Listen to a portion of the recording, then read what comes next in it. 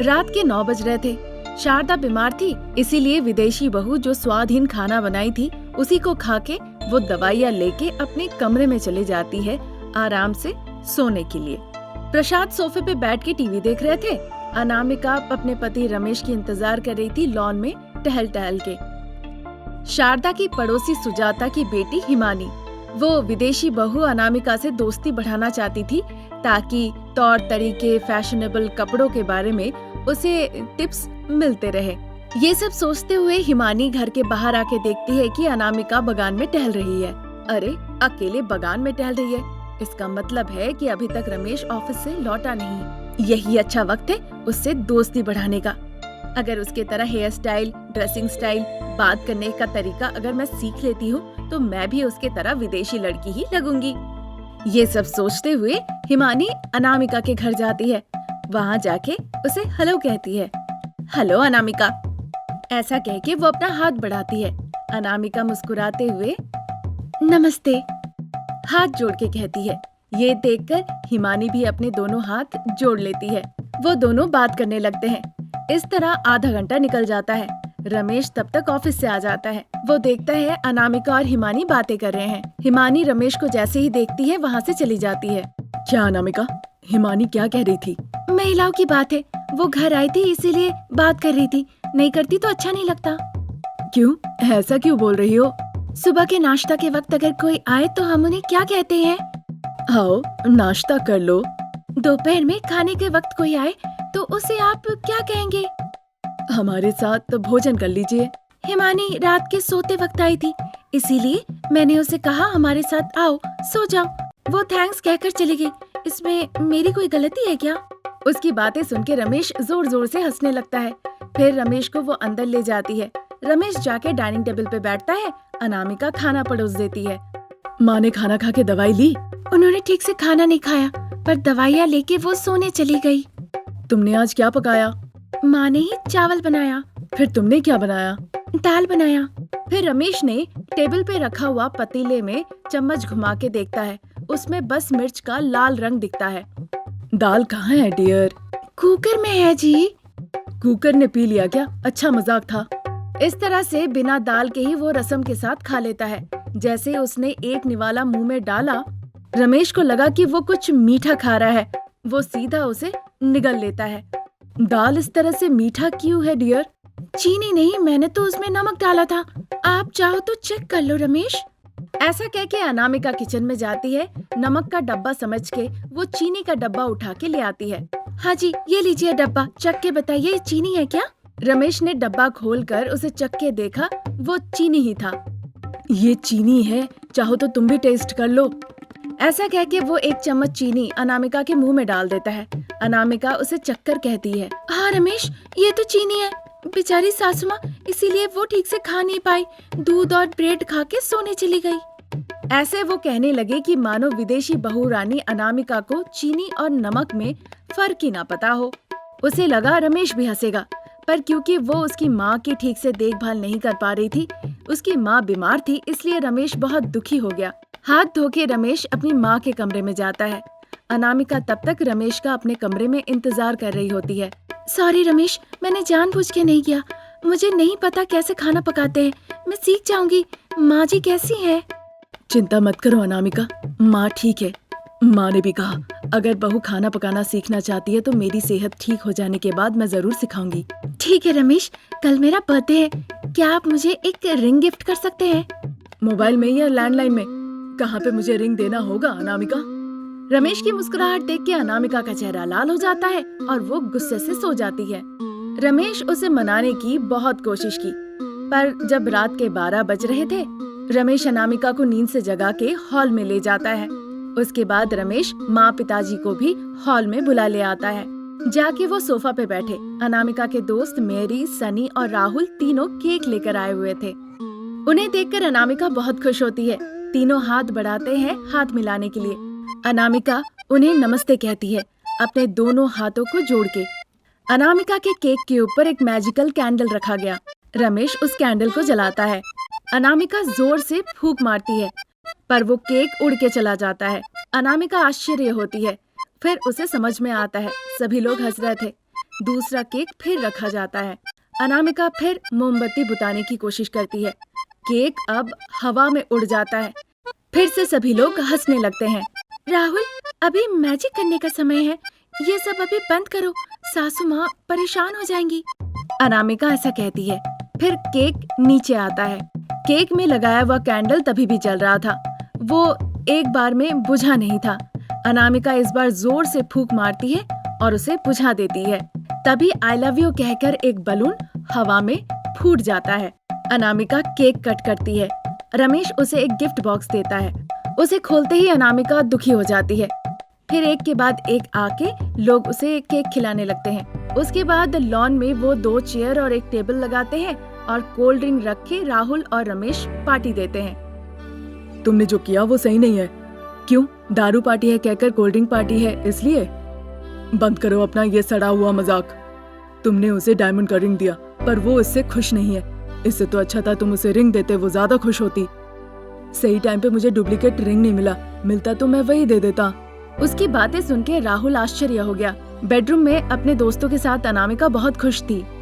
वो कुछ बातें कर रहे थे, हंसी मजाक चल रही थी, सब उसे हंसा रहे थे। अनामिका भी बहुत खुश थी। डायमंड नेकलेस देखकर अनामिका बहुत खुश थी। बेचारी, जब पता चलेगा कि रमेश ने उसे नकली डायमंड नेकलेस दिया तो विदेशी बहू का क्या हाल होगा। देवपुर गांव में शारदा और अनामिका नाम की मध्यम वर्गीय सास बहू रहती थी। दोनों बहुत ही खुशमिजाजी थे।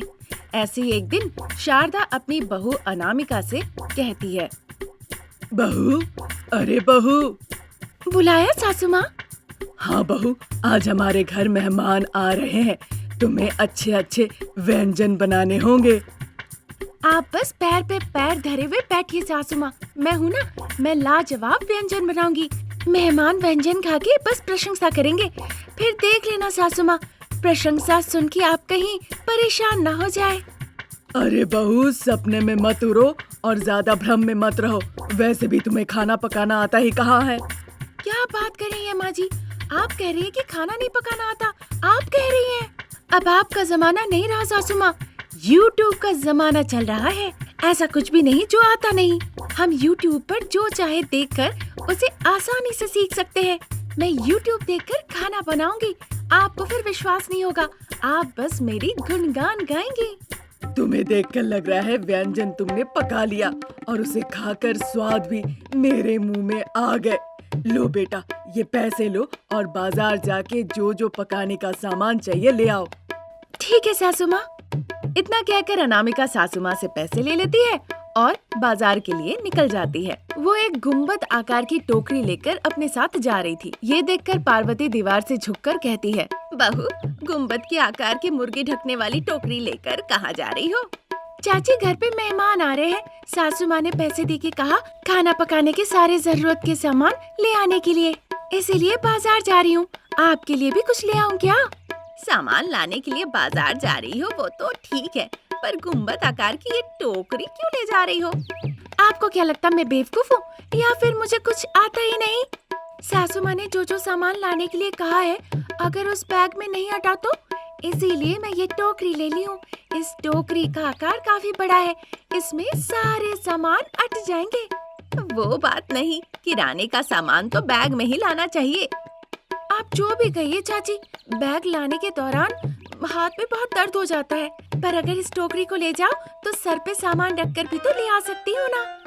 इतना कहकर अनामिका अपनी टोकरी लेकर वहाँ से आगे बढ़ जाती है।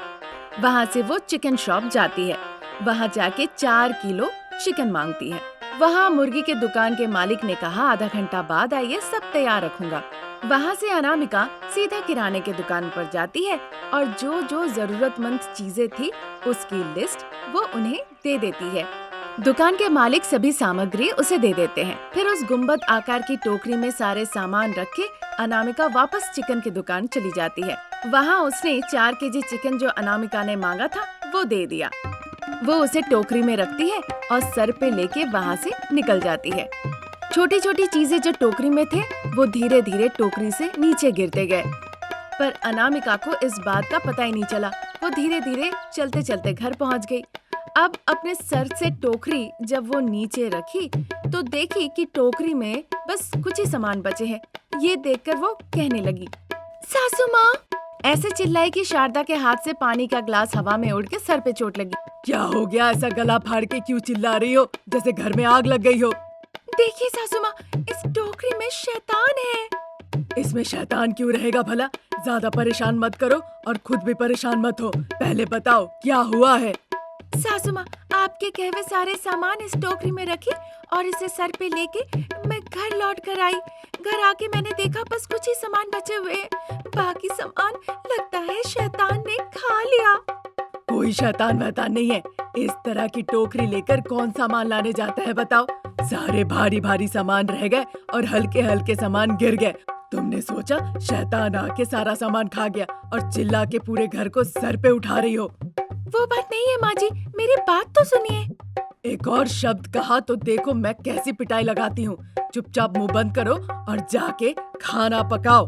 फिर अनामिका ने बिना कुछ कहे चुपचाप उस डोम आकृति की टोकरी लेकर किचन में चली जाती है। उसने सारा सामग्री तैयार कर लिया और बस फोन ऑन करने वाली थी। तभी अचानक फोन हाथ से फिसल के गिर जाता है। वो जल्दी से उसे ऑन करने की कोशिश करती है। फोन ऑन हो जाता है। ये देखकर अनामिका निश्चिंत होती है। हाय भगवान, आपने बचा लिया। अगर ये फोन आज ऑन नहीं होता तो सासू माँ तो सबक सिखा देती। ऐसा सोचकर वो चिकन बिरयानी बनाने का वीडियो ऑन करती है। उसने आवाज तेज किया पर उससे आवाज ही नहीं आ रही थी। तब अनामिका सोचती है कि ऑडियो अगर नहीं आ रहा है तो क्या हो गया, वीडियो तो आ रहा है ना। वीडियो देखकर मैं ऐसा बिरयानी बनाऊंगी कि उसे खाकर लोग बस तारीफ ही करते रह जाएंगे। ये सोचकर वो बिरयानी बनाती है। फिर आधे घंटे बाद शारदा वहाँ आती है। बहू, खाना पक गया क्या? देखो ना अतिथि नहीं आ रहे पर मुझे बहुत भूख लगी है। खाना परोसो तो। ये क्या सासू माँ, अतिथियों ने तो बिरयानी खाने का सौभाग्य ही गवा दिया। छोड़िए, आपको भूख लगी है ना, अब आप ही खा लीजिए। ऐसा कहकर अनामिका बिरयानी प्लेट में परोसती है और सासू माँ को खाने के लिए दे देती है। ये देखकर खुशी खुशी शारदा बहुरानी का बनाया हुआ बिरयानी का प्लेट लेती है और उसे चख के देखने लगती है। बस उसके बाद जो निवाला शारदा के मुंह में गया था वो निवाला सीधा अनामिका के मुंह पे आ गिरा। अनामिका डर के मारे, सासू माँ क्या हो गया? फिर अनामिका एक गिलास पानी लाके देती है। अच्छा हुआ मेहमान ने ये कचड़ा नहीं खाया। अगर वो खा लेते तो मरते दम तक मुझे गाली देते और वो सुन के मेरा जान ही निकल जाता। बेटा बहू, फिर कभी बिरयानी मत बनाना। सासू माँ की बातों पर उसे भरोसा नहीं हुआ। अनामिका थोड़ा बिरयानी लेकर मुंह में डाल ली। कुछ देर बाद अनामिका के मन को पूरी तरह से तसल्ली हो गई। फिर अपनी सासू माँ के पास आकर वो कहने लगी, सासू माँ मुझे माफ कर दीजिए। आइंदा मैं कभी भी YouTube देखकर खाना नहीं पकाऊंगी। मुझे नहीं पता था कैसे पकाना है। मुझे माफ कर दीजिए माँ जी। अपने नेक दिल से शारदा अपनी बहू अनामिका को माफ कर दिया और उसके बाद से उसे खाना पकाना भी बहुत अच्छे से सिखाया। ये स्टोरी अगर आपको पसंद आई तो हमारे चैनल को जरूर सब्सक्राइब करें। Thank you for watching.